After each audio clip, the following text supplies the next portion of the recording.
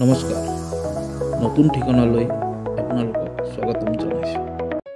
সফলতাৰ পথ কেতিয়াও সহজ নহয়, কিন্তু ধৈৰ্য আৰু কৰ্মঠতাৰে যিকোনো বাধা পাৰ কৰিব পাৰি। সফলতা বিচাৰোঁ, কিন্তু বাধাবিলাকক দেখি ভয় পাওঁ। আপুনি যদি এনেকৈ অনুভৱ কৰে, তেন্তে এই ভিডিঅ'টো আপোনাৰ বাবে।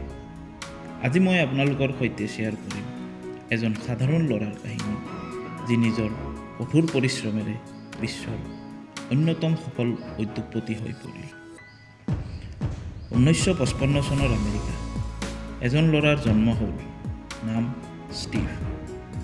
কিন্তু তেওঁৰ জীৱনটো আৰম্ভণিৰে পৰা সহজ নাছিল। জন্মৰ পাছতেই তেওঁক অন্য এহাল দম্পতীয়ে তুলি লৈছিল।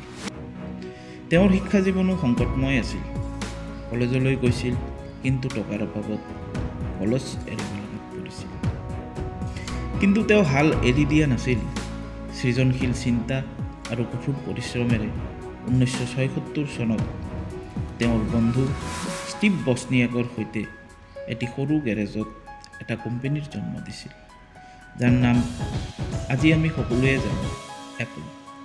আৰু মানুহজনৰ নাম ষ্টিভ জবছ। এপল কোম্পানীয়ে সফলতা লাভ কৰিলে, কিন্তু ষ্টিভ জবছৰ কঠিন সময় শেষ নহ'ল। 1985 চনত জবছক নিজৰ কোম্পানীৰ পৰা বাহিৰ কৰি দিয়া হৈছিল। কিন্তু তেওঁ থমকি থকা বিধৰ মানুহ আছিলনে? নাছিল। তেতিয়া তেওঁ নেক্সট আৰু পিক্সাৰ নামৰ আৰু দুটা কোম্পানীত জন্ম দিলে, আৰু এই কোম্পানীৰ সহায়ত তেওঁ টয় ষ্টৰী সদৃশ বিখ্যাত এনিমেশ্যন চলচ্চিত্ৰৰ সৃষ্টি কৰিলে। সময় বাগৰিল, এপল সংকটত পৰিল, আৰু 1997 চনত তেওঁ পুনৰ এপল কোম্পানীলৈ ঘূৰাই আনে। তেতিয়া তেখেতে আজি আমি হাতত লৈ ফুৰা আইফোন বজাৰলৈ মুকলি কৰি দিছিল। এটা কাম যিয়ে আজি এপল কোম্পানীক বিশ্বৰ ধনী কোম্পানীবোৰৰ মাজত এটা কৰিলে। এপলৰ আইফোন, আইপেড আৰু মেকবুক।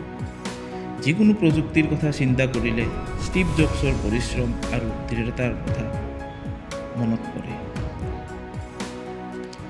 এজন সাধাৰণ ল'ৰা, যিয়ে সৰুৰে পৰা কোনো বিশেষ সুবিধা লাভ কৰা নাছিল, কেৱল নিজৰ ইচ্ছাশক্তি, চিন্তাশক্তি, ধৈৰ্য আৰু কঠোৰ পৰিশ্ৰমেৰে বিশ্বক সলনি কৰি পেলালে।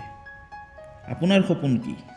আপুনি কি সফল হ'বলৈ কষ্ট কৰিবলৈ সাজু? কমেণ্টত জনাওক।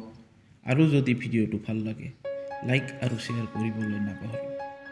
লগতে এনেধৰণৰ ভিডিঅ' ভৱিষ্যতেও চাই থাকিবলৈ চেনেলটো ছাবস্ক্ৰাইব কৰিবলৈ নাপাহৰিব।